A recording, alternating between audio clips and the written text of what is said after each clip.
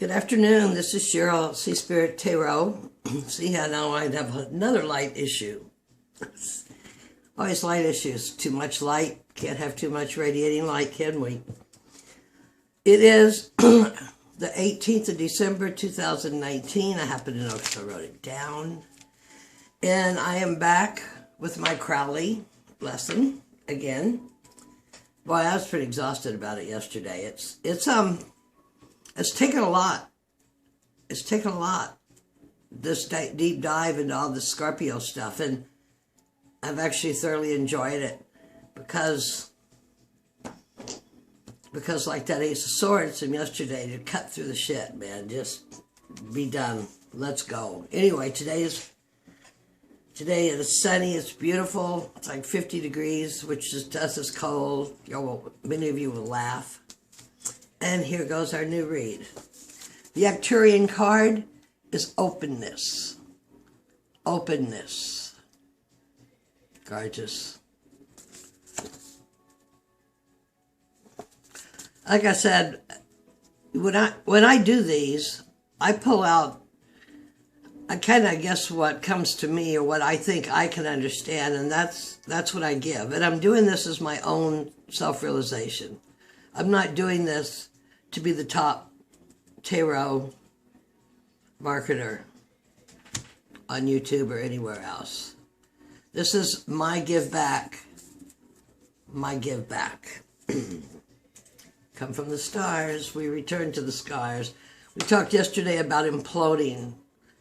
All these multi consciousness, collective consciousnesses and universes and stargates and stars. Losing our carbon body, going to the light. Not going to the light, becoming light. Openness. Openness and everything about all this change of paradigm, because we are so lucky to be here at this time, and we volunteered, and it is a trip. My goddess is Epona. I always called her Eponia, but it's Epona, and she's the goddess of horses. She also, it could be maroon, but I am a being of violet fire. Horses is a power animal for me. Even wind horse and Buddhism I have been likened to. So, reoccurring theme, as my mother always said, if wishes were horses and beggars could ride. I did finally get a horse. So when we stopped yesterday, I didn't pull the card. Yesterday we got to the sun, and then we had the Ace of Swords, then we had the High Priestess again, and then the final card was the Eight of Swords, which is Jupiter in Gemini, but it's in the first 10 decans, but it's boxed in. It's boxed in. And Eight of Swords, all that stuff in your head, all that stuff in your head. All that stuff you're packing, those swords that you're putting in your own back. So, to align those swords, release those swords, and develop patience and understanding, so as interference comes to you, you can pass it off with unconditional love. I know when you're triggered, I mean, that's a good goal to go to, right? Goal. But anyway, that's where we were at. It's Eight of Swords. Anybody that's following me that does cards knows right away it's the stab down card, you know? But here and I didn't pull the card because last night I took these Crowley cards and I just did the whole of this thing on the table and just re-sifted and sorted all of them. So that's what came up today. Today, we come up with, gotta find where I'm at, because I needed to read some of that on one of the cards, because I didn't write it. The first card that fell out is a 9 of Cups. Victorian, overdone, so crowded, she couldn't hardly get the Jupiter and Gemini glyph in there. Golden showers. Just beautiful. purple and gold. I am a being of violet fire. The golden spark within you, the golden light. Sun, soul, source of who you are. This is Lord of Material Happiness. It's a wish card in the other deck. And really what blew me away, the dates that go with this card is March 1 through 10. And my birthday is March 5th. So, why haven't I been, I have had this. Sometimes I get those swords stuck in me because I think that I want a different kind of abundance, when really and truly, whenever those abundances appear, I usually take off hitchhiking or move or return back to, I was basically a third world nurse. I wasn't, at Johns Hopkins. I was on the Indian reservation, right? Or in the prison, or in the psych ward. Anyway, so I don't know how this works in tarot with everybody. Would this be my birth card, or is my birth card my whole numerology? But whatever. This is in the Deacon. This is a card of the Deacon of Pisces that I am in. Jupiter in Pisces. They said it's the most happy card in the deck. It's on the middle pillar. That's as far as I'm going to go. With Pisces being in the sphere of the moon. Putting Pisces in the sphere of the moon, which stabilizes the moon a little bit. Neptune stabilizes the moon. Whoa. Jupiter enjoys a good life. Jupiter represents water in its highest material manifestation. And it is a 9, and a 9 is an attainment. So that's my first step today on my path. Whoops, sorry, I forgot about my speaker on my tablet. My second card for today is just one of my very favorites. By Western astrology, I have an Aquarian moon. And this is the star. That's Aquarius, right? Daughter of the Firmament. F-I-R-A-M-E-N-T, Firmament.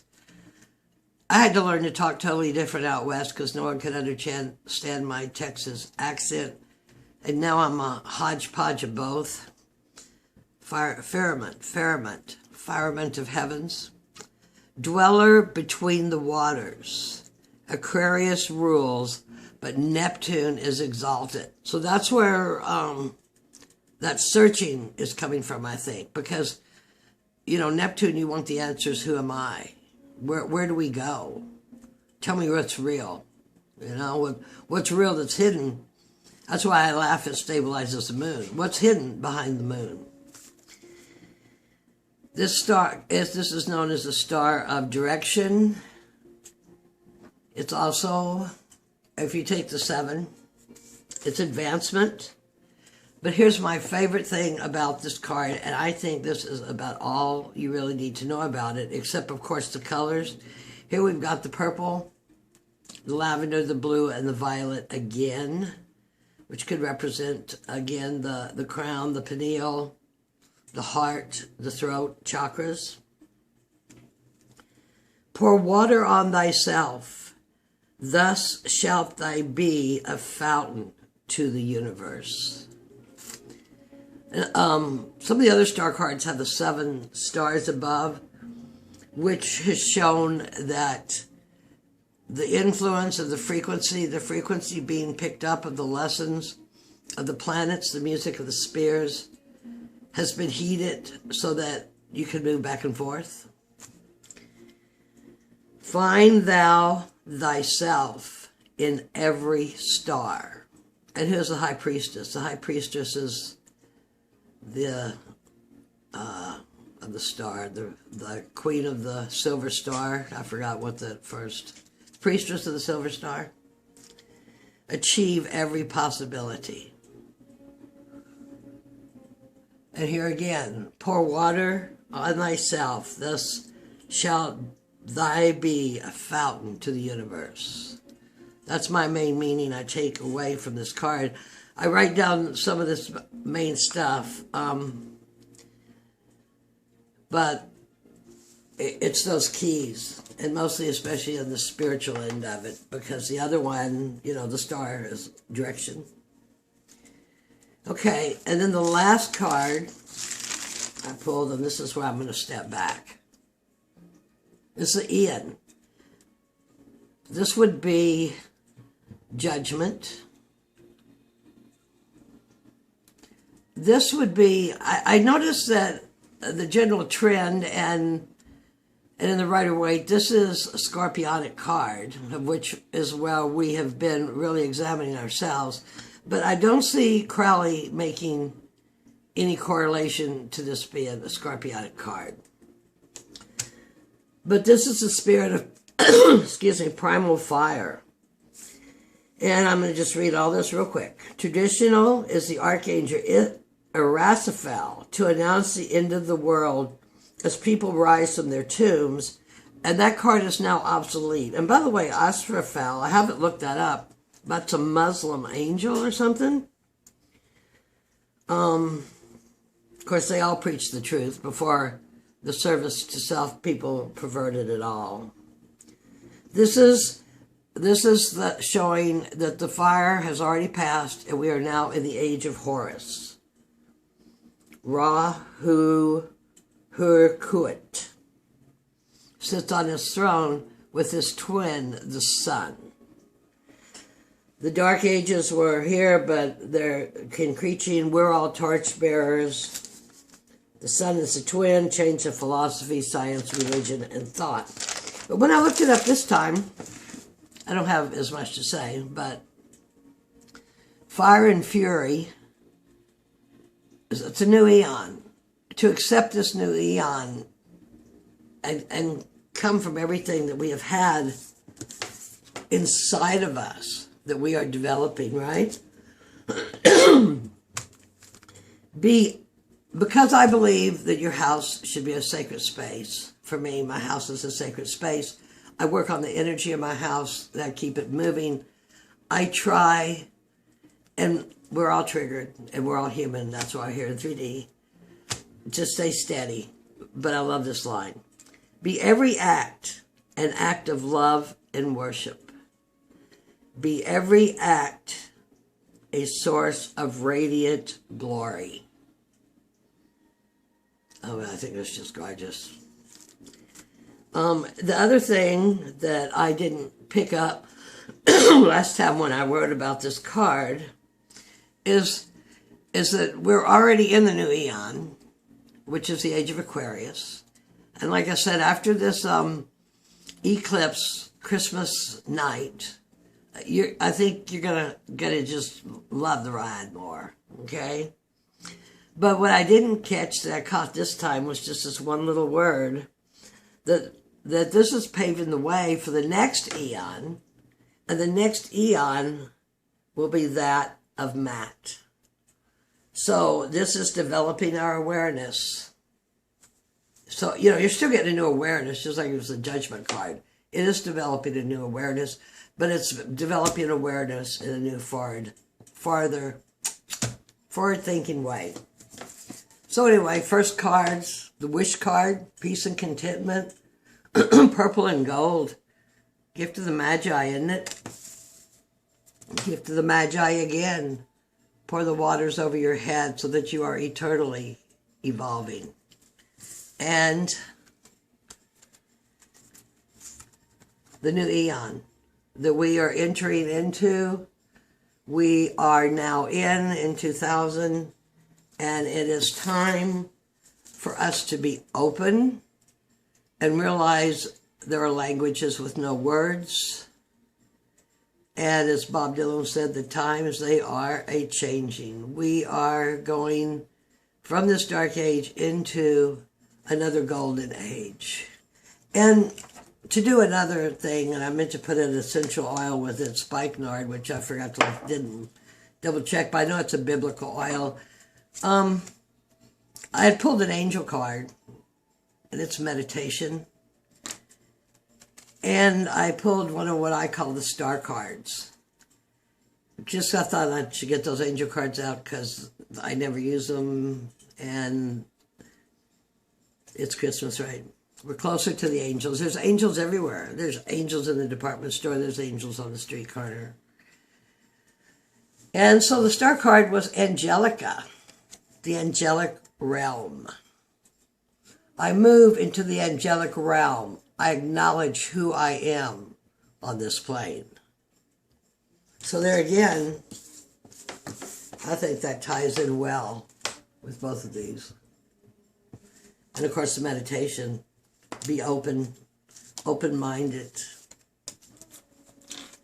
And be like Epona on Wind Horse. It don't matter if you fall off. Get back on. Get back on and fly like a warrior on this horse.